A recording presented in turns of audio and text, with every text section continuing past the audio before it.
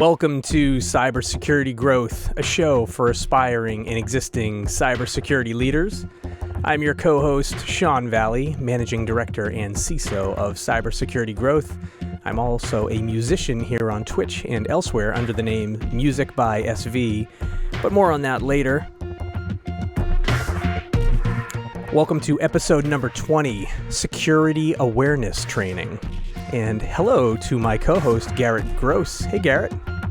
Hey, Sean. How's it going today? Doing well. It's beautiful, beautiful Friday in my area. The weather is fantastic. Of course, As a typical nerd, I'm in the basement with no windows. That's that's how we do it. You? How are you? Right. Yeah, doing great. Weather is a little better than it has been in the past couple of weeks. I'm down in the south and a little hot, but we've got a little reprieve from the hot weather this week. It's been nice. The storms don't make it to you, right? The big storms coming off the ocean there, they haven't been making their way, have they? Not usually. We're in a bit of a depression, but we do get the after effects of that cooling a lot of the times. Nice. Well, hey, we're glad to be here. Hey, before we get started, I want to shout out to some of our new Twitch and YouTube followers since the last time we got together.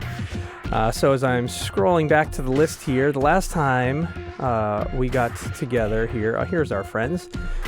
So to our new Twitch followers, we want to say welcome and thank you for following us. We want to say hello to Ringer, J. Ray Zay, hello. Grogu Apprentice, big fan of the name. Grogu Apprentice, hello. Skatak 15, hello there. And the latest one here, Ann Mars 11. That one I think I read properly. Ann Mars 11. So welcome. One of my favorite parts of the show is you just probably butchering all those names.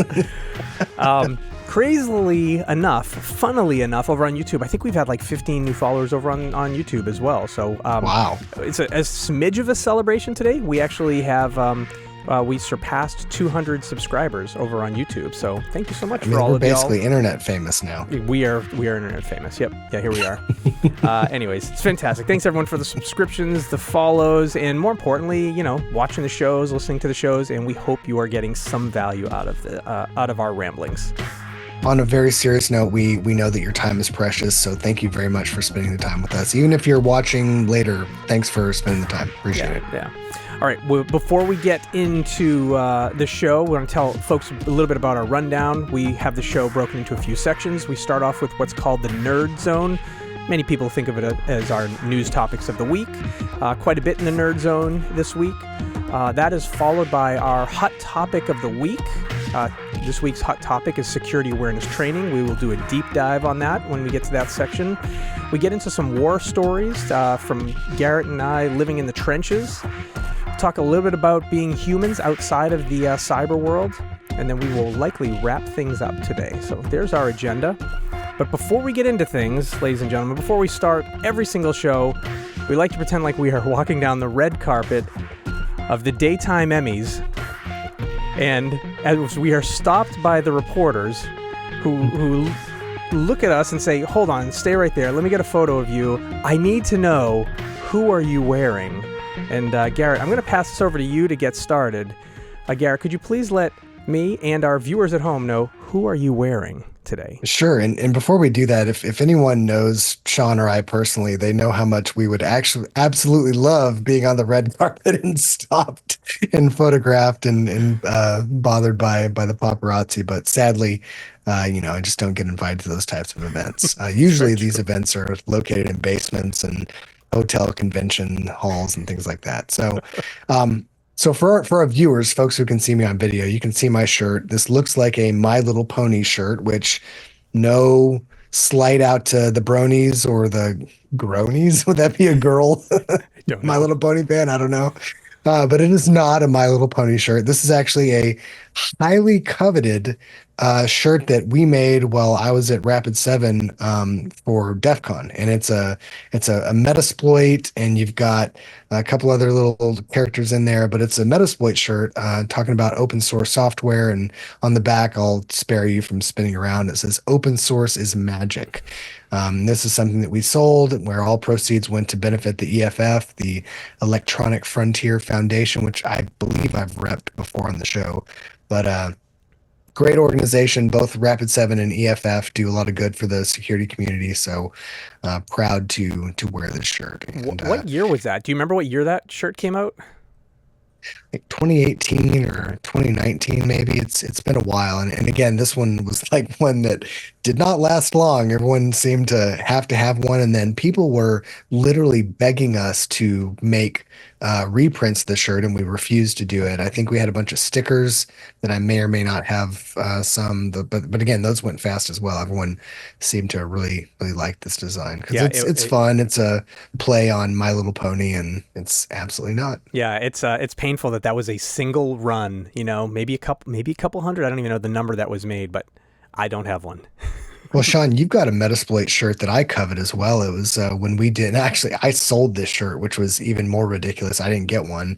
It's the 30th anniversary Metasploit, and it looks like a concert tour t-shirt, and it is just absolutely badass. I love it. It's one of my favorite shirts of all time. I definitely have worn it on stream, and I probably, whenever we get to the repeats, they will happen. The repeats will happen. It'll definitely make another appearance.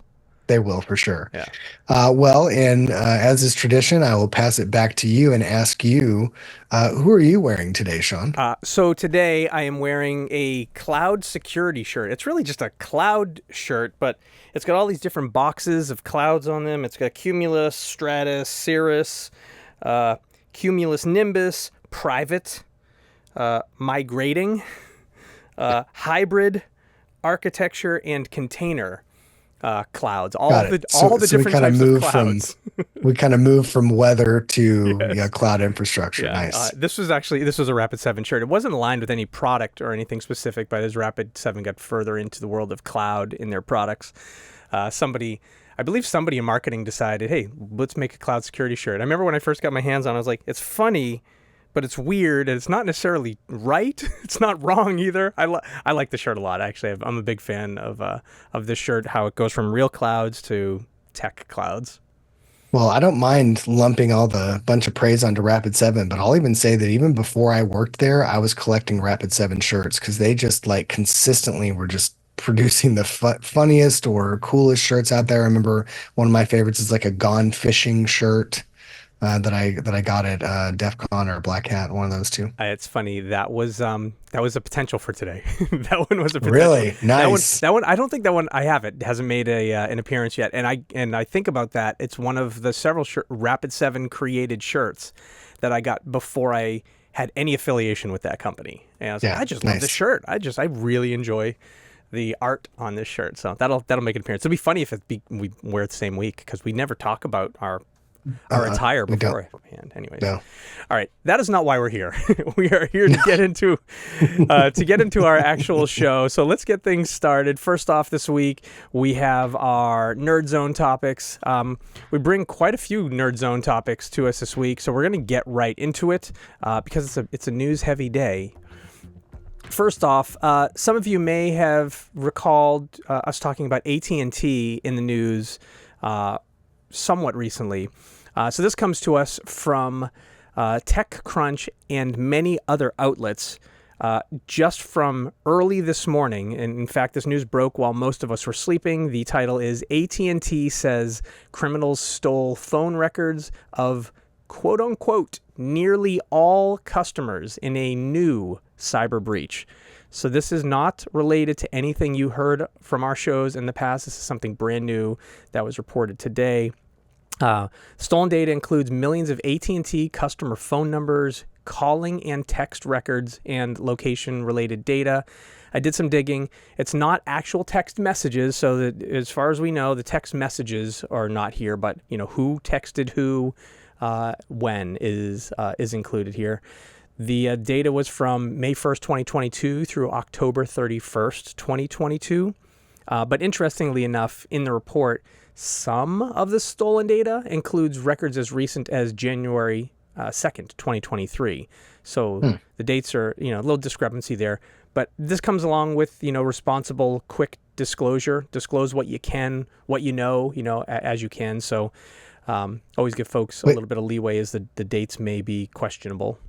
Which, by the way, I'm a bit surprised given AT&T's track record of downplaying a lot of these. I mean, again, no vendor wants to come out and make themselves look bad, but what you just pointed out, responsible disclosure, I think is prudent to have that as soon as possible. Now, according to the article, the AT&T learned of the data breach on April 19th. So we are talking, 3 months since they've known of this Fair and are enough. now sharing. Where did the data live? Uh, the record here is the data was stolen from the cloud data giant known as Snowflake. Man, they just can't catch a break. Yeah, so it sounds like, if you just go back to our last episode where we learned what is Snowflake. We've heard a lot of the name Snowflake in the news last few weeks, and we needed to understand what is this thing. So last episode we learned what the thing was, and we learned about some of the security incidents that were related to it. Here's another one. This is just yet again another one with the Snowflake name on it. It's almost like I picture the I don't know, the criminal who's in the clink for time, just kind of like, checking off the days on the wall. 1, 2, 3, 4, 5. 1, 2, 3, 4, That's 5. right. You know how many That's days right. you've been in? How many unfortunate cases here where Snowflake customers were popped, AT&T, with a massive pop this week. And I mean, what a huge blast radius. Just think about how many people use AT&T, how many businesses are using AT&T. Again, I understand the specificity on, hey, this doesn't contain the actual content of calls or texts, but just the records, the location information, as I've said before, and I will probably say again, that's enough. Hmm. Like that is enough to, I won't give anyone any crafty ideas, but that's enough to do some damage for The sure. the report also said that it's not just limited to AT&T customers, because if an AT&T customer communicated with a T-Mobile or That's right. Verizon or Sprint or Orange, we can think about all the different players in the world of mobile and cellular technology. They're included in the communication information is included in this. Do we know if that also includes folks that are leasing AT&T's infrastructure, or is this solely AT&T customers and then the folks that they contact? Do we have We that don't level know, of right? They detail? haven't Okay. said they did say nearly all. So, that we can just make an assumption. We'll just say yes for Mm, now till we know not, or most likely until we know not. Yeah. right. Okay. Moving on. Um, this this next one here has Microsoft in the news. Comes from Reuters. Zeba Siddiqui at Reuters. Siddiqui. Siddiqui, thank you. I know the name, but I've never been able to say it right. So I glad just you're had a here. good friend with that last name, so I'm just well acquainted. Siddiqui, and I We'll, said, we'll be clipping this one. I like my name. Would I say Siddiqui? No, I'm not clipping. I'll just keep saying it over and over again. Siddiqui. It's like when I mention our Twitch usernames, I literally will just hack everything to bits. So here's the article. Microsoft informs customers that Russian hackers spied on emails. So Microsoft, talk about another company that's been in the news, right? Microsoft in the news once again. Russian hackers who broke into Microsoft systems and spied on staff inboxes earlier this year also stole emails from its customers around 6 months after it first disclosed the intrusion. So yeah, we I heard. mean, again, talk about a huge blast radius. Like, think about the amount of people that use Microsoft email. Right. And yeah, when this was reported, it was focused around internal emails. Now they're focusing on customer emails as well. Microsoft has said that hackers targeted cybersecurity researchers who had been Mhm. investigating the Russian hacking group's actions. I mean, very specific phishing campaigns going on here. Which a lot of people outside of the security community may not understand that, Microsoft, they don't have the greatest reputation for producing, amazing security products. There are some out there, like their SIM is Sentinel, Sentinel is Microsoft actually Sentinel, pretty yep. good. Their EDR is actually pretty good. But they invest quite a bit into security research, which is interesting. And before I was in the community, that was something that was not shocking, but that was news to Yeah. me for sure. Yeah, I mean, spear phishing is kind of the words that I was thinking of here. Like they're targeting people who are researching Absolutely. The attackers. Yep. Here's a quote from it. This week we are confirming notifications to customers who correspond with Microsoft corporate email accounts that were exfiltrated by the Midnight Blizzard threat actor. So they already have, they know the names. The Midnight Blizzard's attributed to other things. So something to note. They're not saying how many customers are impacted. They're not yet saying how many emails were stolen. And if you remember some of the history, this is not to be confused with the alleged Chinese hacking group that separately breached Microsoft last year and stole thousands of U.S. government emails. That is a different group, a different nation-state group most likely, and a different incident. This is something entirely different. Also, back in January, the Microsoft also had said that Midnight Blizzard, this same group for this event, had access to a very small percentage of the company's corporate email accounts. 4 months later, it said those hackers were still trying to break in, alarming many in the security industry and their peers and customers who were questioning Microsoft systems and that they were remaining vulnerable. Same group here, most likely the same attack that has just continued to grow further, which highlights Microsoft's own, security teams struggling to defend against some of the most, well-equipped attackers. Yep. And for anyone who keeps track of threat actors out there, Midnight Blizzard, that's just the name that Microsoft has given to this group. This group is also known by many names: Nobelium, APT-29, UNC 2452, and probably the more ubiquitous Cozy Bear. So this is a very well-known threat actor group that has been compromising systems for many, many years. Again, we'll just kind of safe harbor, allegedly attributed to some of the official sections of Russian intelligence, the group, SVR, if you're familiar with that, allegedly attributed to that group. But, more often than not, we can cite some pretty concrete sources that tie those two together. Yeah, interesting when a major commercial for-profit company is targeted by a nation state is really like, as you were just describing that's what this is, right? It's not a government to government attack. This is a government to commercial U.S. entity attack. U.S. Commercial company attack. And not to freak anyone out, because mostly these targets are other nation states or very large corporations, but the cyber warfare climate right now obviously is at an all-time high. We've seen a crazy amount of activity from many opposing nation states, and I'm sure we're reciprocating as well with our own level of onslaught. So I think about this, from our CISOs and prospective CISOs in the audience. What do you do with this information? And things come to mind. Be aware. Think about it, how you would want to inform your own key stakeholders. Say you're a shop where it's a heavy Microsoft shop. It's important to bring the risk to those who own the risk. And, your CEO owns most of the risk of your company and the C-level folks. Let them know that there's a risk of utilizing all of Microsoft's cloud services. There's a risk to using any Microsoft cloud service. But by the way, there's a risk to using any service anywhere, any cloud service, any on-prem service, right? But the risk I think of here is the fact that Microsoft is so big, and for many companies, they can offer you just about everything to run your entire company. It's true. The risk I think of is putting all your eggs in any one vendor's basket to do everything.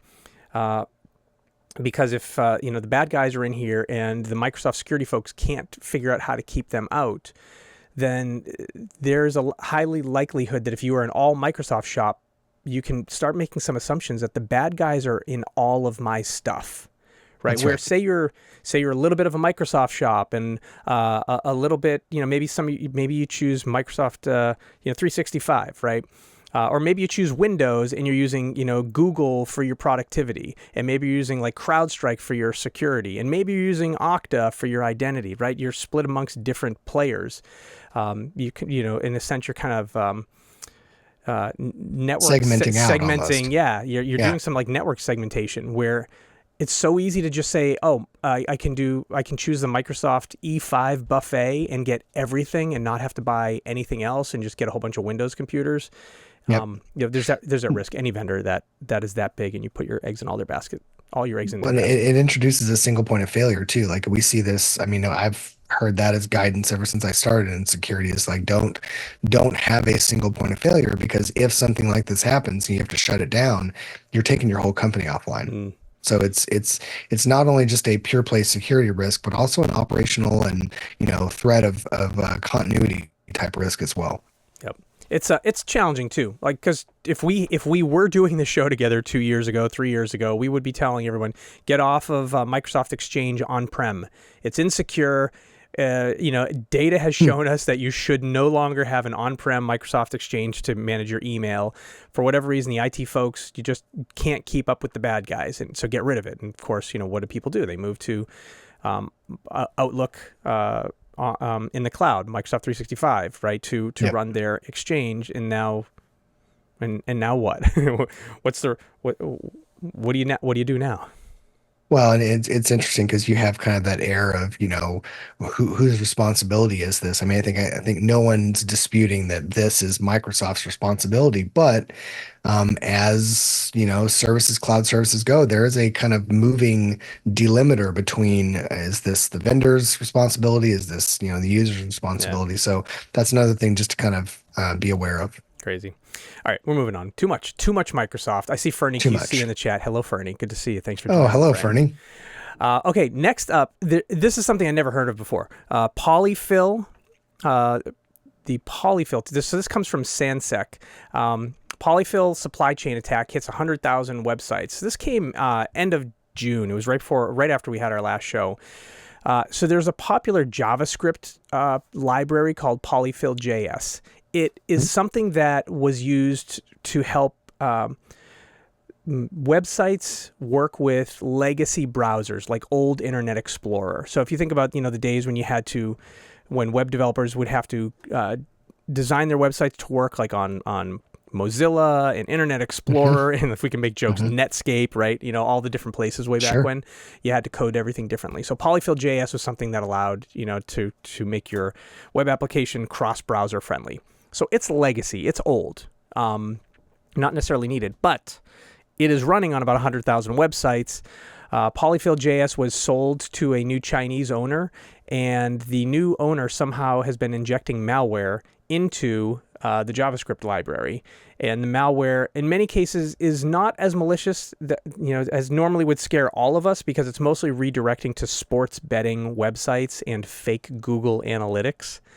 So it's not good, but it's not it's not the end of the world. But All you have to do is flip a switch. Like the mechanism is there to like make that super bad really quick. Right. Interesting. Right. And obviously the new owner who bought the Polyfill stuff probably for pennies, because it was, kind of junk software by the time he sold it, is leveraging it.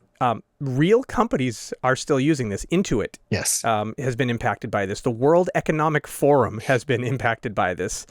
So if you think about it, the people who are using this, maybe they're not the most, maybe there's a lot of dead websites out there, kind of abandoned websites. But when I hear Intuit, I'm like, wait, Intuit? Like, Yeah. like Wait. they have financial software. Like they're a financial software company. TurboTax, right? Yeah. So my note here is for the web application developers out there, for the security leaders out there, if you have websites that have existed for 10 plus years or so, go do a quick search. Take a peek and see if Polyfill JS is anywhere in your libraries. And if you go to the post, which we'll link in the show notes, you can look for the actual libraries that are impacted by this. That's scary. And not to get into any kind of territory of politics or anything, and definitely not an anti-nation anything, but laws are different in different countries. And this type of access could be potentially taken advantage of by, the Chinese government and have access into that. So again, that mechanism being there to redirect to whatever, that's very scary, because this is the type of stuff that could easily lead to, we'll just say, another level of compromise. Yeah. All right, next up, Prudential. This comes from Dark Reading. Prudential Insurance had a data breach, and the news here, we won't spend too much time on it, but the news is saying that about 2.5 million of Prudential insurance customers were impacted. This came out July 1st on Dark Reading. So the company is saying that it seemingly underestimated the severity of the breach after it originally reported it. The notice that it's revised a total of affected user or customers of Prudential. It was initially reported of 36,000 customers of Prudential that were impacted. Now they've updated that to 2.5 million. Right? That's the world of responsible disclosure. You disclose what you know, when you know, and then you update it as you go.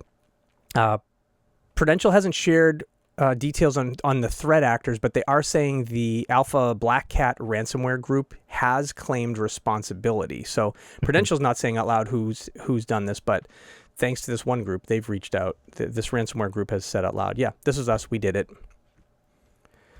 Which, like in the realm of threat actors, with ransomware as a service being so prevalent, I don't really rank them by skill or capability, but the pervasiveness of Alpha V and Black Cat is, it's second to none. Like they're definitely one of the bigger groups out there outside of, pure play nation states. Yeah, my takeaway for anyone on this one is like, hey, what do you do here? Hey, if you know you or your folks that you're in your organization, if you are, Prudential customers, go sign up for their 24-month identity theft and credit monitoring services that they're offering to all their customers. Just get in on that and pay attention to your credit reports if you think someone's getting in there on that. Next nerd zone topic comes from Boy Genius Report, bgr.com. And this comes from Jacob Siegel. 10 billion stolen passwords are shared online in a record-breaking leak. So it's a little bit of the title is clickbait, and I did click. Wow. I did click on the bait, and then read a little bit about this. So according to the Cyber News research team, a password compilation containing nearly 10 billion unique plain text passwords was published on a hacker forum. And by the way, they chose not to share what the forum was, and this happened on the 4th of July. The password compilation, they were sharing like some of the details of the password compilation, but they didn't want to share, where it was posted. Like there's a text file called RockU 2024 that was posted, and if you open up the text file, there's 9 billion, 900 million, so on, passwords in there.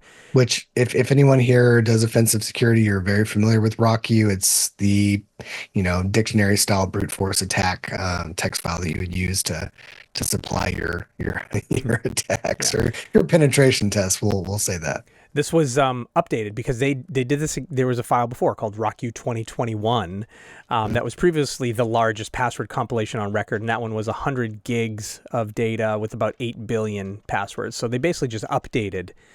Right, they took everything that was in the 2021 file, they included that with a few billion more that they picked up. Just a few billion more. So no big deal. They're saying 1.5 new billion passwords. It's just wow. 1.5 billion new passwords. We're just saying it like it's nothing. No big deal. Well, and we'll talk about this in a second, but like just more reason to talk about my favorite topic, multi-factor authentication, or MFA, using single sign-on to where you're not reusing these passwords, you're using a random alphanumeric string every single time. That is the only way to thwart these types of attacks. Yeah, with 1.5 billion new passwords now leaked publicly, right? Get ready for more credential stuffing. Remember the Santander news from a couple weeks ago, the Ticketmaster news, the Snowflake news, all came by way of credential stuffing. People who had passwords and reused those passwords or used those passwords to gain access to things. So, what do you do? Remind people to change their passwords. Fresh passwords, don't reuse passwords. Use multi-factor everywhere. Single sign-on where you can. Yep. Same thing. Repeat. Remember last time we got together, we were talking about the CDK software. That's the auto dealership software where there were 15,000 auto dealerships that could not sell cars in the U.S. So I've been following this. They did. I think things got returned to normal on the July 4th weekend. Thank goodness, us Americans could buy new cars on the 4th of July because that's what we like to do. But I actually know someone who was impacted. Like I think it was June 30th. It was right after we did our show. Somebody was somebody I know is in a used car dealership trying to buy a car, and they said, they told me after, it took hours. I'm like, well, it always takes hours buying a car. Yeah. It's the worst thing ever. And they're like, no, like it was all on paper. They had to like take out stacks and stacks of paper, and they kept saying, yeah, our computers are down. We had some problem with our computer systems. We can't use them. And I was like, oh, I know why. And anyone who's bought a car before, you're like, yeah, likely story. What, do you need me to speak to the finance manager now? And Yeah. they're like, no, really, we can't use our computers. Oh my Wow, goodness. that's Yeah. terrible. It's unbelievable. Yeah, Jay Ray Zay's in chat saying, hey, you still need a lot of resources to go through the 1 billion passwords, right? Unless bots are used. Yeah, I mean, Mm. I can't imagine a human's gonna. Garrett, you know this world. Like, how quickly could you go through a file of like 1.5 billion fresh passwords? That And depends solely on the amount of money and therefore compute power that you have. A lot of folks, what they'll do is they'll compromise other people's infrastructure to run these dictionary style attacks. And it really, I mean, yes, 10 billion tries, that's the upper limit of anything that I've heard of. But again, don't underestimate the ability of cloud compute infrastructure and what you can do.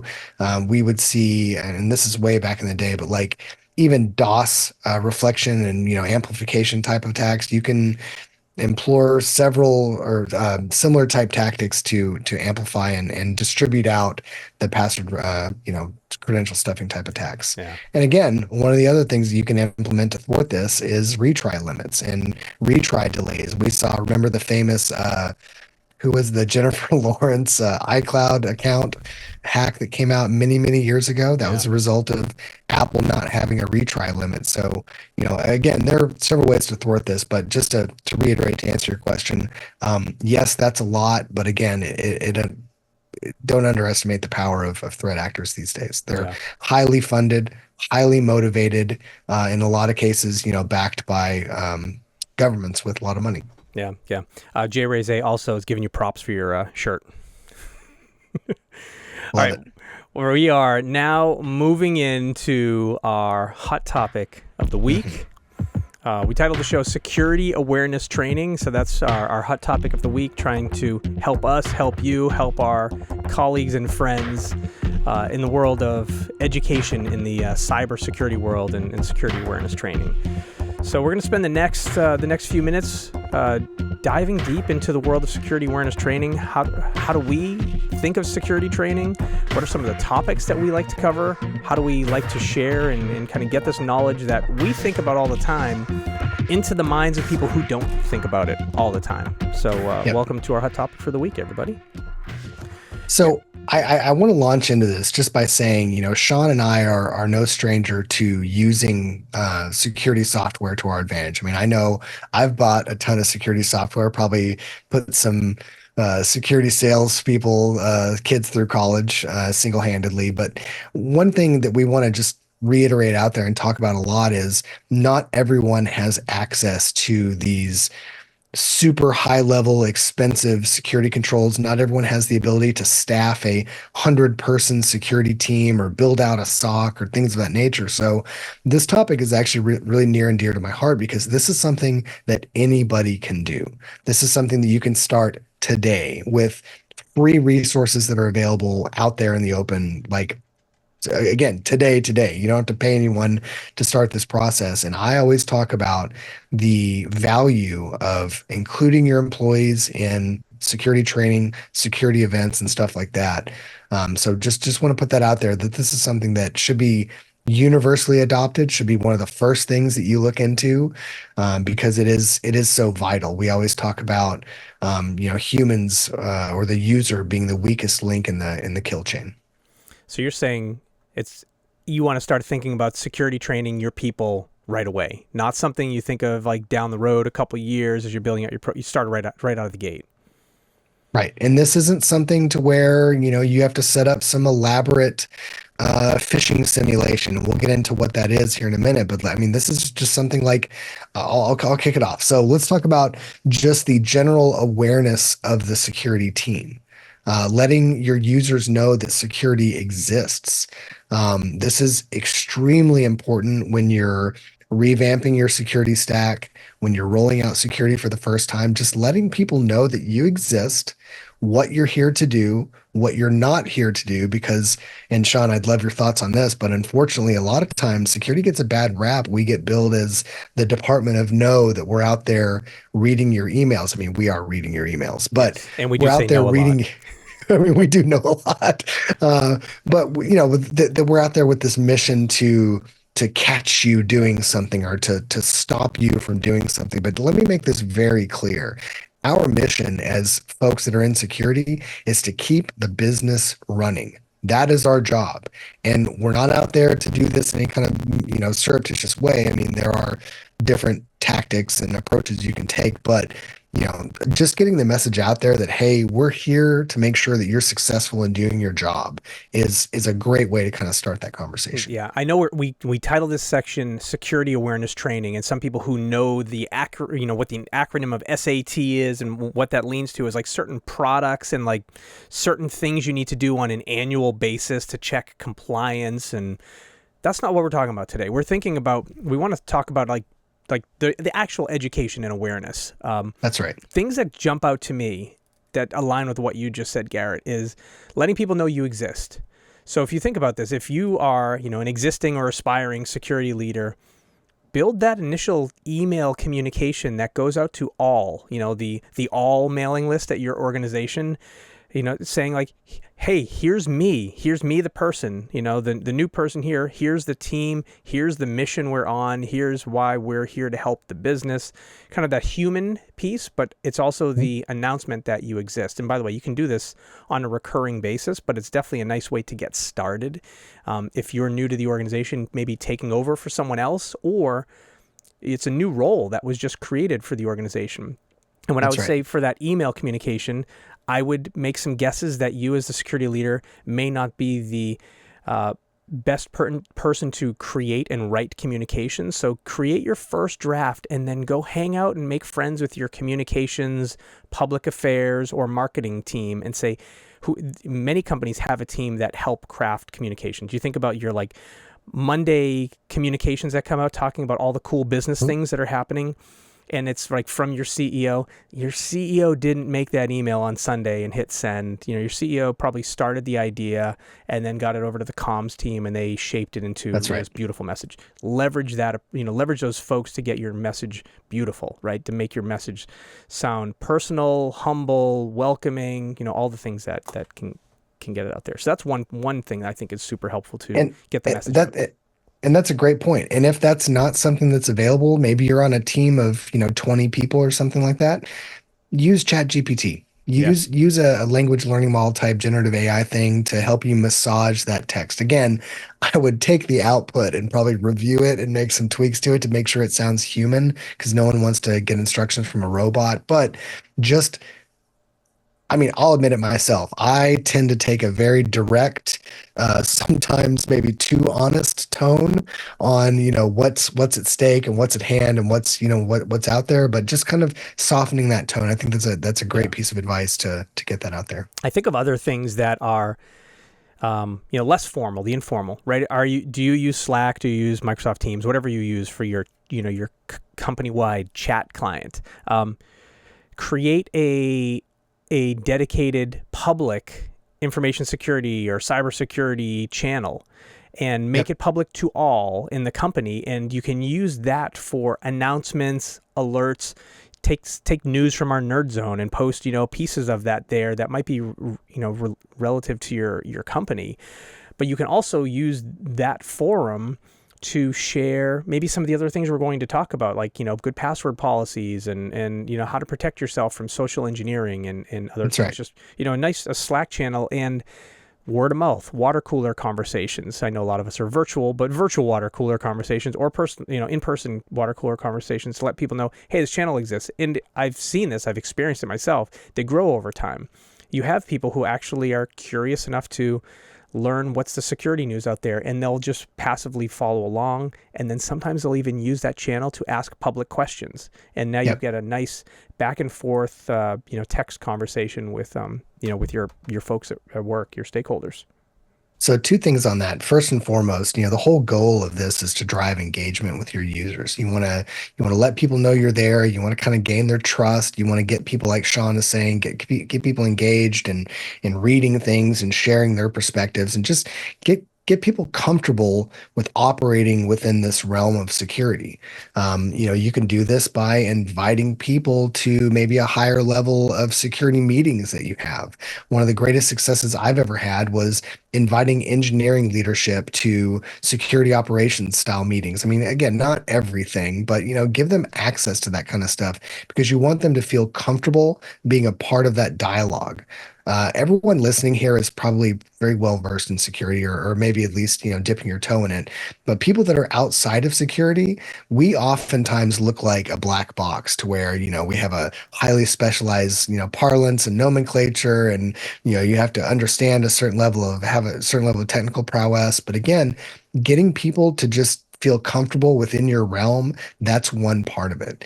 And the other thing I want to say is it's a balancing act between how much you're sharing versus how callous your users are. So you don't want to be putting into these channels every single comm or news story or whatever, because that can very quickly either turn people off to be like, I don't need this super busy Slack channel. I got enough things going on in my day. Or they just kind of see it as an RSS feed channel, and it's again. So I guess what I'm saying here is just have a level of just compromise between too little communication and too much, and it's probably going to be specific to your org. So experiment, gauge people's reaction to that kind of stuff, and don't be afraid to periodically send out surveys and be like, how satisfied are you with this level of interplay that you have with security? Yeah, one of the things you just mentioned, I think about one of the favorite people I like to listen to and learn from in the cybersecurity space. G. Mark Hardy is his name. He talks about signal to noise ratio, right? And you mentioned, That's right. Don't put every news article out there. Don't every hour talk about another breach or another risk to your own company. You got to think about your audience, where they are trying to just do their job, but they'd like to think about from time to time, hey, how can I help protect things a little bit better? Yeah. Well, and this is getting pretty in the weeds, but do not hear every single freaking message. Like, don't do that. That is really, really dumb. I mean, that is something that should be reserved for high level incidents, things where you need people's attention immediately, because again, you want that as a tool in your tool bag of being able to here and get everyone's attention. But if you're constantly tagging people and everyone in the room with all these stories, again, you're just going to get people callous to that level of interplay. Another way of communication that I've found somewhat effective is monthly lunch and learns, right? So picking a day of the month. In my experience, I've done this quite a few times before. I pick a specific Wednesday every month, and from noon to 1 p.m., reserve a conference room and say, bring your food. And if some companies already provide food, so go get your free food that your company already provided, or go grab your food and bring it in. Or if say you're at a company, that's not spending a ton of money on food, hey, this might be the Wednesday that our team will bring some pizzas and salads in, right? That's right. Your security team's got some budget, so spend it on your people. And have a monthly lunch and learn. And the topics can change from month to month. Like, it could be, hey, this month we're going to help folks learn how to secure your social media sites, which those of us probably listening to this show are like, we all know how to do that. But your everyday user doesn't realize, like, oh, I shouldn't put my Twitter password as my Facebook password, as my, over and over, as my TikTok password. Not everyone knows that. Not everybody knows that. So you can even have these lunch and learns that are very basic, but all of a sudden you'll notice, like, oh wow, some of the executive admin staff is coming in. The more the admin type users, the business users are coming in because, oh, this is interesting to them in their everyday life. And then maybe another session can be, diving deep on email security and how email security works, because some people are really curious to say, hey, how does some mail end up in junk, and how do phishing emails get through sometimes, right? So that's right. Picking a day of the month, and like I say, my story is like I pick one Wednesday every month, change the topic, and just make that an open invite, and you can use your communication channels to get the word out there. Again, you can leverage your comms and public affairs folks, your internal marketing team, to say, hey, we're hosting this thing every month. What's the best way to let folks know that it exists? I don't want to invite everybody, because that's again pushing too hard, but I want people to know it exists. It's an open open invite. Folks can come in and learn. We'll have some conversations. If I think about the monthly lunch and learn, a trap that us folks can fall into is just going in and lecturing for the 60-minute window. Don't do that. Bring a topic, bring a few things to cover, realize like, okay, if we're in here for say 50 minutes, plan 20 to 30 minutes worth of content and go through the first 5 minutes or so, take a break, have a conversation. Remember, it's lunchtime. That's right. Have a conversation around the room. Go into the next topic. Have a little conversation around the room. Go through the third topic. You're out of time at that point. You want to solicit people's, opinions on stuff. Yeah. You want to make sure that people feel engaged and that they're, they feel heard. And, one thing that I really want to stress is you're going to hear some boneheaded things in those meetings. Just between you and me and everyone else who's listening on the podcast, you're going to hear some ideas that you're like, oh, that's kind of ridiculous. Don't ever chastise someone for having an opinion. You can redirect them and you can say, okay, that's interesting, but here's what we recommend. But just again, to the spirit of making people feel included, you want their engagement. Just kind of expect that you're going to hear some noob type answers, and realize that most people are going to be too afraid to say anything. So you kind of have to goad them, do a show of hands or whatever. And one thing that I learned from a public speaking coach that actually a member of the staff at Rapid7 hooked me up with is, if you're going to ask a poll of an audience, make an observation. Don't just go, how many of people here like apples? Okay, great. Who likes oranges? Okay, wonderful. Moving on. Make an observation of that, or an assessment of that observation. You're like, oh, interesting. Most of the times I find that more people like oranges and blah blah blah. But again, it's all about engaging the folks. And before we kind of drone on about this awareness topic too much, I just want to mention, getting buy-in from leadership on any of this stuff is extremely important. And it's from a couple of different perspectives. First of all, you're grabbing people's time. So if you're doing that without leadership's approval, some people might get mad at you for doing that, saying, hey, I don't want you taking my people's time at lunch, or, that's not a good use of company, spend or whatever. Getting buy-in from leadership can allow you to buy those pizzas and salads that will fuel these lunch and learns. But just, more importantly, that security, what do we want to call this?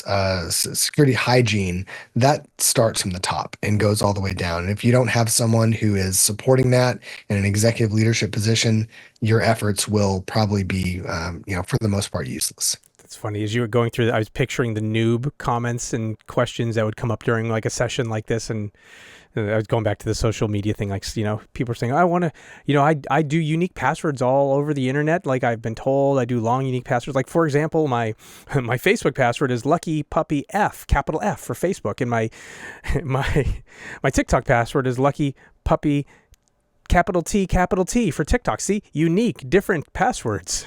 And I rotate them every week. I just I increment a number up every single time. By one. Yeah. And you're like, don't chastise those people for that. Celebrate the fact that they're here, that they're in, and now help give them some guidance for the future. Yeah. So now we're going to go into a little bit more specificity on some things that you can educate your folks on. We start out with the general awareness, which again is a very important first topic, because again, you have to get people's engagement if you're going to disseminate this information and actually have it stick. But one of the first things you can start out with is just good password hygiene. This, again, for the folks that are listening, may be a very obvious topic, but for everyone out there that is not in security, this is probably something that they do not pay attention to, because again, they don't understand the ramifications of not using random passwords, or not distributing different passwords across all their services. They don't know what brute force attacks are. They don't know what that is. And by the way, before I kind of drone on about that, in those lunch and learns or whatever, going through a POC of an attack is actually very, very compelling to users. Like, actually showing them what a dictionary style brute force attack looks like, what credential stuffing is, giving them an example of what this looks like and how easy it is to do these types of things, that will actually go a very long way. It's great that you just brought that up. Jay Reze in chat literally said those words, right? Bringing in case studies of previous incidents. You can use to role play, like completely spot on. All right, so I think, which is nice, we're now like in the section of the security awareness training of like, here's some topics you could do for your security awareness training. So we're talking passwords, right? Password management. Even though we know our audience here, we talk about this stuff all the time, like things that can help your users, right? Multi-factor authentication, just having that conversation open by saying, here's what multi-factor authentication is, because you may notice this. I notice it. I have people who say, wait, is MFA the same thing as 2FA? Right? So people are like, I hear these two different acronyms. Why do they exist? And are they different? And so people are confused. We're confusing them with us are using two acronyms to really mean the exact same thing. That's right. Which just highlights like this is where the awareness really comes in. So educating people on what is multi-factor authentication, what is two-factor authentication. Effectively, it's the same thing. Multi-factor could be 2 or 3 or 4 factors. That's right. But in the world we live in, we're generally in the world of 2 factors of authentication, right? Username and password, meaning that's the first factor, and then a second factor, which could be a Google Authenticator, Microsoft Authenticator, Okta Verify, SMS the old school way, which we know, all of us on the show here know that we're trying to completely eliminate SMS, but SMS multi-factor authentication is better than no second factor of authentication. Yep. As Sean and I have remarked in the past, because we're old, we remember the RSA football, which was a device that would just, and it's the same thing as your Google Authenticator app. It would create a random, password every single time. Well, sort of random. Sort of until somebody figured out how the randomizer worked, and then that ended that whole thing. So yeah, educating people on what multi-factor authentication is, and then more importantly, what it is, why it's important, right? And so by educating on multi-factor authentication, you're educating folks on the 10 billion passwords that were just leaked on the internet. The fact that all the passwords that you may think of have already been leaked, which means there's a bad guy out there who's using tools to quickly guess your password. That's where that multi-factor, educating people on that. Educating people on how to turn on multi-factor authentication, like in your everyday personal life, but also in your business life. And it opens people's eyes up, right? People may be using some shadow IT, stuff that they purchase and are using for work that the IT team didn't actually implement, and they may not have the multi-factor authentication turned on. So having a lunch and learn or having some security awareness sessions on Slack or email, letting folks know, hey, whatever tools you're using, if you're only logging in with username and password, go find the switch. It's in there somewhere to turn on the multi-factor authentication just to protect you and whatever data is behind that. And if you're using a solution that doesn't have MFA available, don't be afraid to reach out to that vendor and be like, what is your problem? Why don't you offer this? Or B, go look for another solution. Like MFA is, in my opinion, as anyone who listens to this show knows, it is the easiest and most effective thing aside from user training that you can do to help bolster yourself. Yep. Directly related to MFA is single sign-on solutions. Now, this may not be something that's available to everyone. Now, if you're using, O365 or what is it now, Entra AD? Well, O365 is now M365 based on licensing, and Azure AD is now Entra ID. Thanks, Microsoft. So if you're using one of these workspaces from Microsoft or Google or really even some other ones, I think Okta, I know Okta has its own identity provider as well. Single sign-on is going to be an option for you. They have single sign-on capabilities. They come in many different forms. You can talk about provisioning applications through your workspace. You can talk about using a standalone single sign-on solution. But what this is using and this sounds insecure, but using your one login to log into all of these different solutions, and it's token based. It's using, very long, complex strings of alphanumeric characters to log in to these services by way of, we don't need to go into the nitty gritty, but SAML, OIDC, some other, password storage type things. But the point is you're not having your users create passwords for these individual applications. You're in effect doing that for them, and all they have to do is log in with their main workspace account, and they can give access to these applications out there. So thinking about passwords, we've talked about multi-factor, we've talked about single sign-on, password vaults, 1Password, LastPass, other players in this space. Password vaults are built into Chrome, they're built into Mac OS, they're built into Built into your Safari. iPhone. They're educating people on what a password vault is, and why they should be used is important. Yep. And it's also something that if you are running a security program at an organization, you may want to get to the point, if you don't already, of choosing a single password vault product that will be kind of the company-wide product that you roll out to all your users. You get to all their desktops. They can use it for business use. They can create a little separate segment for personal use, so they can control all of their life. And whenever the day comes, they leave the company. They can separate the personal from the business and continue using it. And one of the nice things about one of those corporate password vaults is in the event of a breach, you can rotate those passwords fairly easily. Yeah, you can help folks do that. You can kind of send out notifications, quickly push it. Yeah. I have noticed until you become a password vault user, it's daunting. It's scary to look at. It's confusing. That once you think about all the accounts that you've set up, and you're like, wait, I have to change my passwords for every single one of those. Yes. So building some security awareness around your password vault tool, how it works, making it friendly, because it is an intimidating product to those who are the uninitiated. So whatever vault is your chosen vault, put together some education on how it works, why it works, and how it's going to how is it going to actually make your daily work easier. Right? You don't have to remember passwords. You don't need to go look up passwords that you wrote in a notebook and stored in your desk. They're all in this little tool here for you. That's a great point, Sean. No matter how simple that seems, show your people how to use a password vault so that you can provide, a pathway to make them feel successful using it. Garrett, and it's a question in chat too. Are there recommended vaults these days that you are seeing? I mean, this isn't a product show, but there's a lot out there. LastPass was a darling for so many years. Then it had 2 data breaches, unfortunately, back to back, and it fell out of its darling spot. And then I heard like 1Password, kind of leap up. But Mac is now touting how great the Mac OS password vault is with the latest Mac OS and iOS, and how it's secure and private. Thinking about like the individuals out there, and then thinking about the orgs out there. Do you have thoughts on it? I mean, I don't want to recommend a single vendor because, like you said, they're always kind of getting compromised. I would just make sure that vendor is using industry standard encryption of these passwords.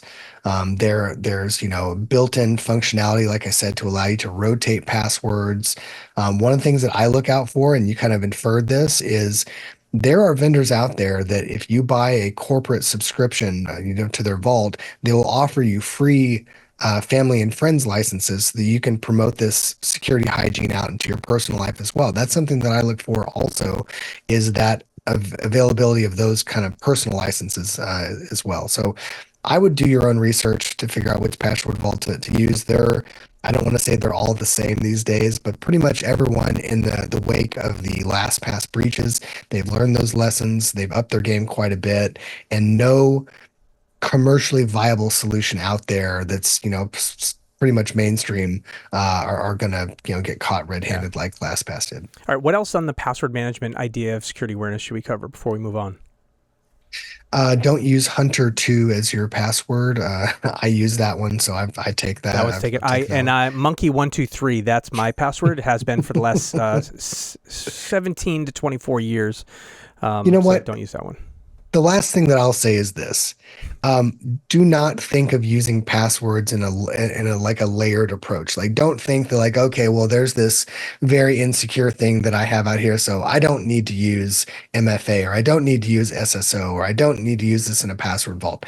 As we've seen in this recent breach, or the dump of all the passwords, every possible instance of username and password combination that you have could be used against you. Hmm. So that could be used as a pivot point or initial access or whatever to gain, access into other systems. So I guess don't think of this in like a layer of severity. Apply this hygiene to everything that you touch. Yeah.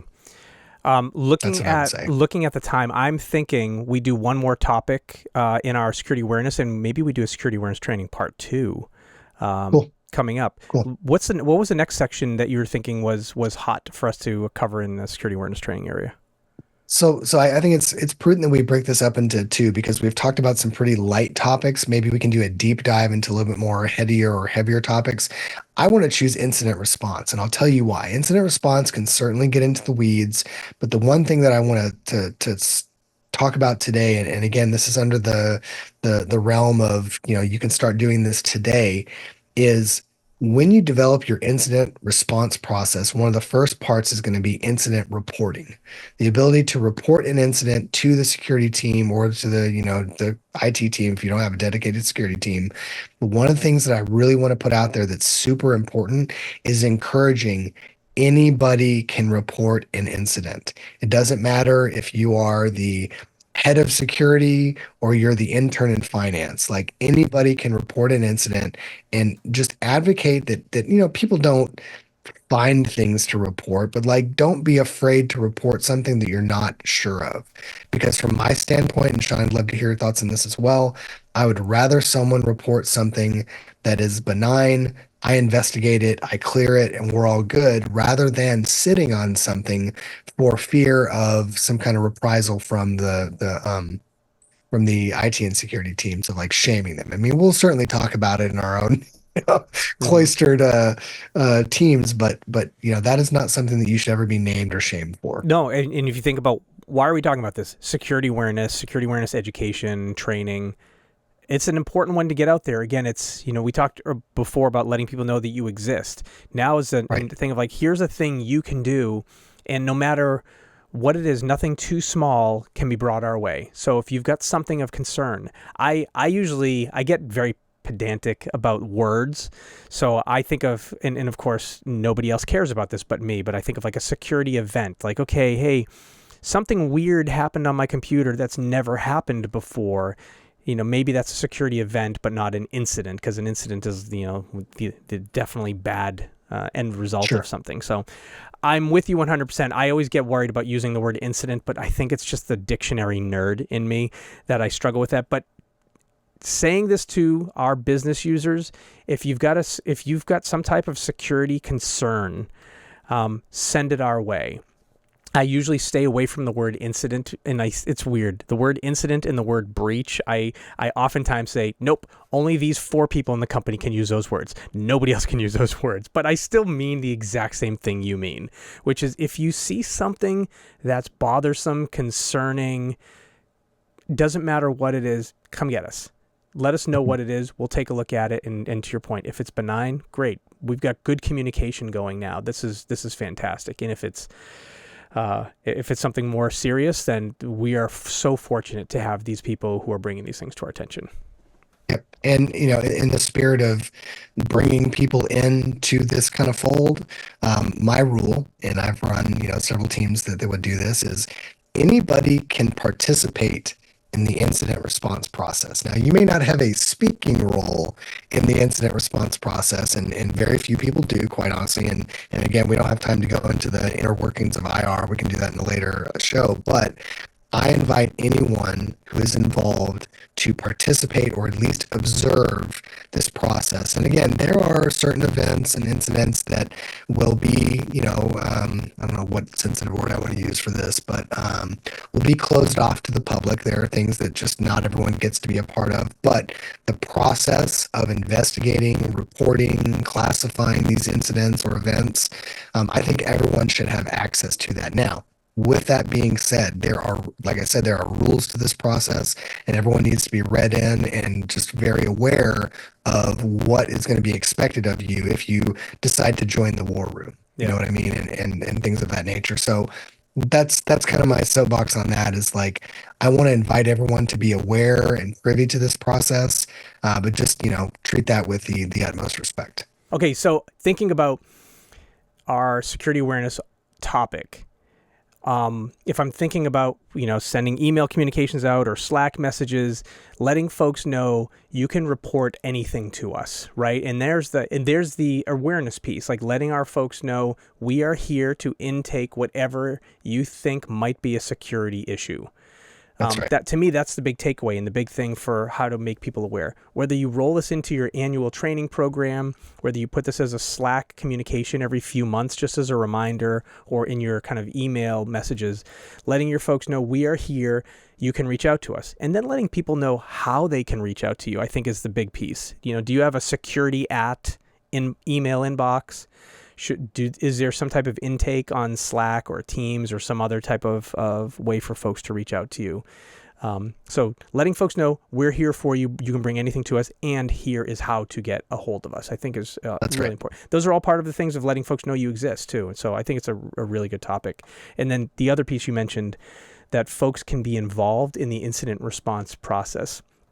I don't think I would want a public audience, but if someone's involved, like if someone brought something to me, that's what I'm talking about. Likely bring them in, to keep them aware. And you do have a good point. Some incidents are confidential, and thank you for reporting it. I can't tell you more details, but where and when I can provide you, more outcomes from it, I will.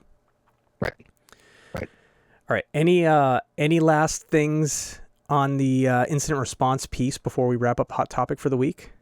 No, because again, we'll probably touch on more of the in-depth pieces of like incident response training, the different roles, tabletop exercises, things of that nature. I think it would be good to save that for next time. Cool. That's gonna take up quite a bit. All right, there's our hot topic for the week. This is a good one. I wonder if we do security awareness training part 2 next time we get together. Maybe we just do that. Why not? I mean, why not? It wouldn't be the first time that I've done a show where it went into 2 parts. In fact, I did a whole cloud security series, which turned into, I think, 7 shows about a year and a half ago. Well, each one of these topics could be their own show, depending on how granular we get with the descriptions. Like we want to talk about phishing. We want to talk about social engineering. We want to talk about operational security, which all of those could be an hour-long topic. So yeah, I think we'll just do a part 2 next time. So folks, look out for that. Next time we'll do a part 2 on the security training. Sounds good. Before we wrap things up today, what's going on in life outside of the cybers for you? Let's be humans for a second, Garrett. Anything interesting outside of the security world that you're up to these days? Sure. So I've been, again, I think I talked about this the last couple of shows. I've been trying to get a little bit more healthier. I found that there are modes of exercise that I just don't want to do. Like I unfortunately am not a gym person. I'm not a runner. But I found cycling right when the pandemic hit, and it has been the thing that I can just do consistently. So I would just recommend that folks, if you're interested in becoming healthier, getting a little bit more fit, I mean, I'm not looking to get jacked like Sean, but if you're wanting to get fit out there, find the thing that you can do repeatedly and stick to that. And for me, it's been mountain biking. I love mountain biking. My only recommendation on top of that would be please wear sunscreen, because as a very pale individual, I have not been wearing sunscreen and I got burnt pretty bad the other day. So I'd recommend that. The other human thing that I'll just mention is I'm starting to gear up for Hacker Summer Camp. If people are not familiar with that, that is the week-long Vegas extravaganza that comprises several conferences, some of which would include B-Sides, the Black Hat Conference, and DEF CON. That's kind of the 3 main ones, but there's probably 20 more that I could talk about. So I'm starting to gear up for that. If anyone's going to be out there at DEF CON, drop me a line. I would love to meet up with you and say hello, catch up. As a special note, I actually got a spot on the DEF CON official soundtrack again this year. I had the honor of being included last year. As everyone knows, Sean and I both produce music, and I produced a tune, which that part will remain secret. You'll just have to wait for the soundtrack to come out, but I got included on the DEF CON official soundtrack. That is very cool. Super, super proud of that. What about you, Sean? I'm preparing also for Hacker Summer Camp. This will be my first time since 2019. I've been many, many times before, but then pandemic hit, and it took me literally 2 years to even want to get almost out of my house again. So I'll be heading back to 100 in 110 degree temperature Las Vegas in We'll be August this inside year. all the time, so it's fine. I remember one of the times I went, the B-sides was at the other end of the strip, like the far end of the strip. Yep. And I was staying in the hotel where Black Hat's in Mandalay, and I decided I'm going to walk. So you know, a lot of Vegas walking, you can walk from casino to casino inside. You just have to kind of go outside occasionally. But there got to a point where I was at part of the strip where those nice indoor walkways were gone, and by the time I got to B-sides, I was just drenched because I was just out in that hot sun walking down the street getting there. I was like, I got my exercise in for the day, but terrible idea. We'll probably want to include some Hacker Summer Camp stuff in the next couple of podcasts that we do. But one pro tip that I will give out to everyone is, as a fervent Lyft and Uber user, use taxis in Vegas. Oh my God. So the Uber and Lyft pickups are usually like very far away from the hotel. You have to kind of break some laws sometimes to get your driver to show up at a convenient location. But every hotel, every casino, every area always has a very well-defined taxi line. They move, pretty quickly usually. My recommendation would be to use a taxi when getting around in Vegas if you want to beat the heat. That's good to know. Personal tip. Yeah. Other things I'm doing outside of Cybers, I'm wrapping up this week my music world tour, my 2024 world tour of my rock band playing all the local dive bars in my area. Nice. Regular listeners know that I sing in a band called Octavate. It's kind of this hard rock sounding band, and we've been playing out live. And this Saturday is our final show of our. I call it our world tour. Like it's no more than 20 miles from my house. All the shows we've played, which has been 3 this year, but this is our world tour of all. But as you mentioned, Sean, that's your world right now. Is your home? Your home area. That's my world. It wraps up this week. Okay, so those are some of the things we're covering. That's us being humans. Before we wrap up, we do have a couple things in chat. I just want to make sure we touch on these things before we log off. So let me just scroll through the chat really quick here.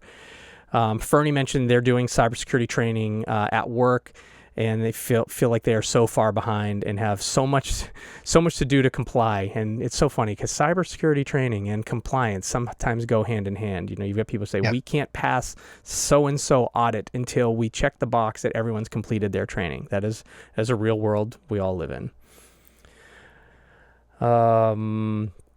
Okay. Jay had mentioned a couple things here. I'm just making sure I capture the things that we got here. The boss is asking all the developers to take all of this training and learning how complex cybersecurity can be and taking some steps to get there. Nice. Let's see. What else did we miss? Jay said that leadership buy-in is super important. So kudos to you. Jay made a comment. We shouldn't mock LastPass too much because they did inform every one of their breaches. And that's a good point, right? LastPass we talk about this with every company that's breached. It's critically important to disclose. They definitely botched some things, but they botched their notifications pretty poorly. If we go back, we have shows on that too. They definitely botched things pretty poorly early on. I think they've definitely improved their product. I think they've improved their process. So, and I've mentioned before, a user of LastPass and 1Password. So when we talk about products, those are 2 products that I have used quite a bit in my life, as well as the Apple stuff. So I mentioned things that I've used. And Bitwarden was also mentioned in the chat as well as another product. I've seen lots of folks use that over the years as well. I just write all my passwords on a sticky note and stick it on the back of my keyboard. So, your different threat actors from other nation states aren't going to get to it. So there's that. That's right. All right, we're going to wrap up. More other things in chat here, but we'll wrap up. Thank you all for hanging out in chat with us. Let me just queue up our last pieces here. All right, so this is our wrap up, folks. Thank you so much for joining us on Cybersecurity Growth this week. I am Sean Valley, the creator of the show and the music here on Cybersecurity Growth.